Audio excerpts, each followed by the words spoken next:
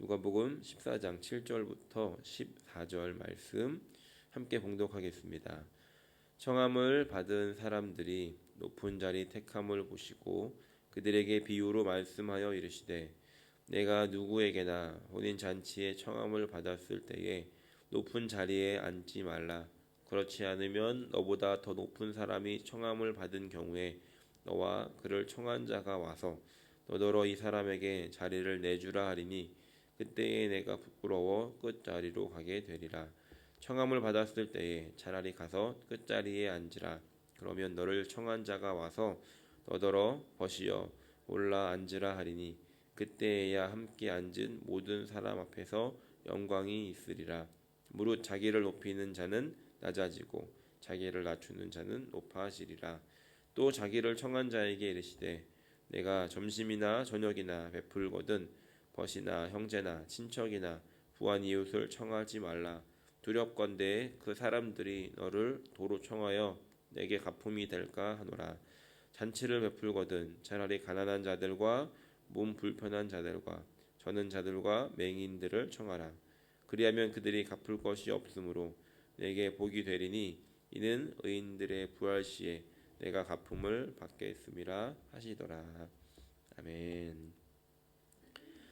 오늘 함께 읽은 본문 말씀 특별히 읽지는 않았지만 14장을 시작하는 1절은 이렇게 기록하고 있습니다. 14장 1절에 보면 안식일에 예수께서 한 바리새인의 지도자의 집에 떡 잡수시러 들어가시니 그들이 엿보고 있더라. 예수님께서는 지금 예루살렘을 향해서 가시던 중에 어느 안식일이 되었을 때 한 바리새인의 지도자의 초대를 받아서 식사 자리에 참석하시게 됩니다. 이미 예수님을 아는 사람들이 많았기 때문에 그 집에 초대했던 바리새인뿐만이 아니라 다른 바리새인들, 그러니까 그들의 친구들도 그 자리에 참석하게 되었습니다. 그리고 그 참석했던 사람들은 이제 유명인사가 되셨던 그 예수님이 무엇을 하시는지 또 어떻게 하시는지를 엿보고 있었습니다. 안 보는 척하면서 그들끼리 이야기하고 있지만 안 보는 척하면서 이제 옆눈으로 계속해서 예수님을 보았다는 것이죠. 엿보았다는 것입니다.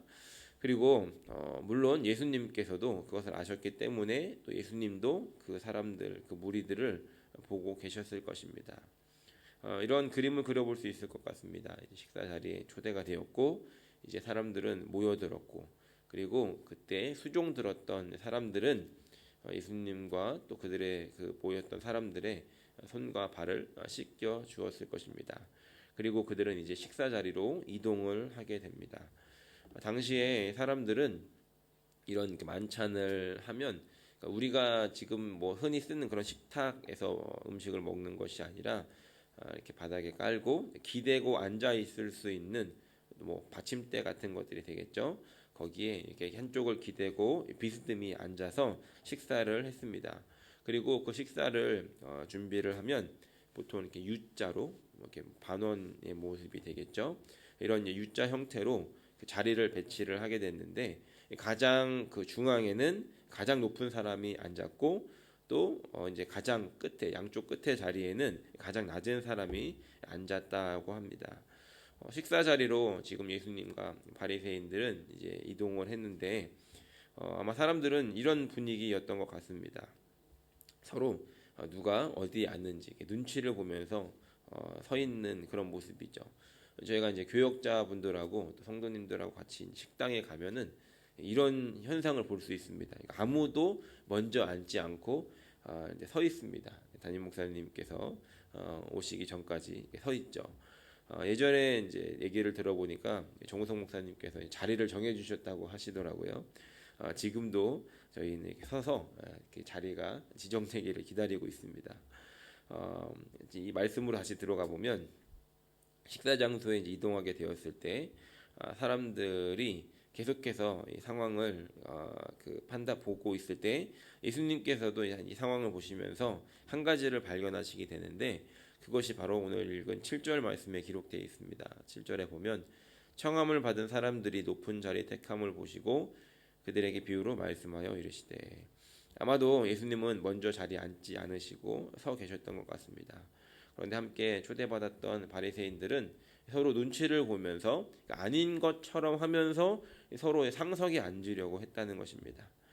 한국 문화도 좀 비슷한 문화가 있는 것 같습니다. 보통 어떤 이렇게 자리에 가면 이렇게 서열이 대충 있지 않습니까? 그러면 이렇게 암묵적으로 자기 자리를 이렇게 판단하고 알아서 가서 이제 자리에 찾아서 앉습니다. 제가 군대에 있을 때 큰 행사를 하게 되면 이렇게 그 장성분들, 이렇게 별을 다신 장성분도 참석을 하시고 또 이제 그 밑에 계급분들도 쭉 참석을 하시는데 보통 보면 가장 높은 분이 가장 마지막에 와서 가장 중앙에 있는 앞자리에 앉습니다. 뭐 이거는 이제 어렵지 않습니다. 왜냐하면 누가 봐도 그분이 그 자리에 앉아야 되는 걸 알기 때문이죠. 그런데 그 문제는 그 밑에 이제 줄줄이 따라오는 분들은 이제 인사과에서 이분들의 계급과 어떤 이제 지위에 따라서 오는 순서와 자리를 배치를 한다고 합니다. 만약에 이제 어떤 멀리 가서 뭐 헬리콥터를 타고 와야 된다면은 그 헬리콥터가 내리는 순서까지도 다 이야기를 해주어야 된다고 하더라고요. 그래서 자리를 배치를 하게 되는데 만약에 이제 계급이 같다고 할지라도 언제 임관, 몇 년도에 임관을 했느냐에 따라서 이 순서가 바뀌기 때문에 만약에 자리를 배치하다가 순서가 바뀌면 굉장히 이제 눈치를 이렇게 받게 되는 그런 고충을 들은 적이 있습니다. 만약에 뭐 이렇게 서열이 확실하다고 하면 뭐 그렇게 순서대로 가면 되는데 더 문제는 같은 계급, 같은 기수면은 누구를 상석에 앉히는지가 더 복잡해진다고 합니다. 아마도 이 자리에 모였던 바리새인들은 뭐 서열 정리가 아직 확실하게 안 됐던 것 같습니다. 그래서 서로 상석에 앉으려고 눈치를 보면서 애를 쓰고 있었고 그걸 보셨던 예수님께서 이들에게 비유를 들어서 말씀하십니다. 그것이 8절부터 11절의 내용인데 먼저 8절과 9절에 이렇게 기록합니다. 내가 누구에게나 혼인 잔치에 청함을 받았을 때에 높은 자리에 앉지 말라. 그렇지 않으면 너보다 더 높은 사람이 청함을 받은 경우에 너와 그를 청한 자가 와서 너더러 이 사람에게 자리를 내주라 하리니 그때에 내가 부끄러워 끝자리로 가게 되리라. 먼저 높은 자리에 앉지 말라고 합니다. 자기가 제일 높은 사람인 줄 알고 자기가 가장 VIP인 줄 알고 상석에 앉았는데 만약에 더 높은 분이 온다라고 한다면 그 청한 사람이 그 자리를 초대했던 사람이 그 사람에게 이 자리는 저 사람에게 내주어야 합니다라고 말할 것인데 만약에 그렇게 되면 이미 사람들이 자리에 다 앉아 있기 때문에 결국에 그 사람은 사람들이 다 보는 데서 일어나서 맨 끝자리 그러니까 그 반찬이 손에 닿지 않는 그런 불상사를 겪게 되지 않겠습니까? 반찬이 멀리 끝자리라서 손에 안 닿는 것보다 더 안타까운 것은 모두가 보고 있는 상황에서 그 자리를 맨 끝자리로 옮겨서 앉게 되는 그런 부끄러움을 당하게 된다는 것입니다. 그래서 10절부터 11절을 보면 이렇게 기록합니다. 청함을 받았을 때에 차라리 가서 끝자리에 앉으라. 그러면 너를 청한 자가 와서 너더러 버시어 올라와 앉으라 하리니 그때에 함께 앉은 모든 사람 앞에서 영광이 있으리라. 청한 사람이 만약에 우리가 끝자리에 먼저 앉아 있었다라고 한다면 청한 사람이 와서 아니 왜 거기 계십니까? 당신 자리가 여기 아닙니다. 라고 하면서 그 자리를 이동하게 해줄 것인데 그러면 동일하게 여전히 사람들이 함께 앉아 있는 그 자리에서 그 주인이 그 사람을 높은 자리로 인도해 주는 것을 보면서 그 사람은 인정을 받게 되고 또 영광을 얻게 된다는 것입니다. 여기서 우리는 한 가지를 깨달을 수 있게 되는데 그것은 영광이라고 하는 것, 영광스럽게 되어진다라고 하는 것은 내가 스스로 취할 수 있는 것이 아니라는 겁니다. 내가 영광스러워져야 돼라고 하면서 그 자리를 가는 것이 영광스러워지는 것이 아니라 누군가가 인정해주고 또 높여주어야 우리는 영광스럽게 되어진다는 것입니다. 예수님께서는 오늘 말씀해 주신 이 비유를 통해서 우리에게 두 가지의 가르침을 주시는데 먼저 1차적으로는 이 세상을 살아가는 그런 지혜롭게 살아가는 그런 꿀팁을 주신 것이고, 또 두 번째로 더 중요한 것은 11절의 말씀처럼 주님 앞에 서는 날 주님께서 주시는 평가가 어떠할 것인가에 대해서 가르쳐주고 계시다는 겁니다. 11절 말씀 같이 한번 읽어보겠습니다. 11절 말씀입니다. 무릇 자기를 높이는 자는 낮아지고 자기를 낮추는 자는 높아지리라. 우리가 이 땅에서 사는 동안, 이 땅에서 살아갈 때 사람들은 그 말석에 앉아있는, 그 끝자리에 앉아있는 사람들을 무시할 수 있습니다. 그리고 거들떠보지 않을 수도 있다는 것입니다. 그런데 그 자리에 앉아있는 사람들에게, 그 겸손한 마음을 가지고 살아가는 사람들에게 결과적으로는 반전이 일어난다는 것입니다. 주인 되신 주님께서 다시 자리를 배치해 주시는 날이 분명히 온다는 것입니다. 여러분들은 어떤 자리를 선택하시겠습니까? 잠깐 높은 데 앉아 있다가 그날 말석으로 쫓겨나는 인생이 되시겠습니까? 아니면 말석에 앉아 있다가 주님께서 영광스럽게 높여서 상석에 앉혀주시는 그런 인생을 사시기를 원하십니까? 우리는 주님께서 높여주시기 전까지 우리의 자세는 겸손하게 그 말석, 그 끝자리에 앉아있는 자세를 가지고 살아야 한다는 것입니다. 바라기는 예수 믿는 사람으로서 우리가 겸손한 마음과 자세를 가지고 살아가면서 우리 주님께서 우리를 높여주시는 그날을 기대하며 살아갈 수 있기를 간절히 소원합니다. 우리 스스로를 높다고 여기지 않고 늘 주님 앞에서 우리는 아무것도 아니다, 주님 앞에서 우리는 가장 연약한 존재고 부족한 존재다는 것을 기억하면서 오늘도 그 낮은 자리를 찾아가시고 주님께서 높여주시는 날, 그날 내가 인정받겠다는 마음으로 살아갈 수 있는 저 여러분들이 되시기를 예수님의 이름으로 간절히 축원합니다. 이렇게 자리를 바꿔주시는 것이 첫 번째 반전이었다라고 한다면, 두 번째 반전은 12절부터 14절 말씀에 기록하고 있습니다. 여전히 예수님의 그 자리에 계셨고 또 그 자리에서 대화가 이어지는데, 12절에 보니까 자기를 청한 자에게 이르시되 내가 점심이나 저녁이나 베풀거든 벗이나 형제나 친척이나 부한 이웃을 청하지 말라. 두렵건대 그 사람들이 너를 도로 청하여 내게 갚음이 될까 하노라 라고 말씀하십니다. 아마도 그 자리에 있었던 사람들이 그 청한 그 바리새인의 친척이나 가까운 사람들, 그리고 또 그런 부한 사람들을 청해서 그 자리에 사람들이 있었던 것 같습니다. 그렇기 때문에 이들은 자리 싸움도 있었던 것이겠죠. 그러면서 예수님께서는 중요한 것을 가르쳐 주십니다. 그것은 남에게 무엇을 베풀 때 누구를 청해야 하는가 하는 것입니다. 물론 지금 이 바리새인이 어떤 의도를 가지고 지금 내가 이 사람을 초대하면 다시 이 사람이 나를 초대해 주겠지라고 하는 그런 의도를 가지고 이 사람들을 초대했는지, 아니면 전혀 그럴 의도가 없었는지는 모르겠지만 결과는 똑같다는 것입니다. 결과적으로는 이들이 다시 그 사람을 초대함으로 말미암아 그때 했던 선행들, 그때 나눴던 것들이 결과적으로는 이 땅에서 다시 받게 된다는 것입니다.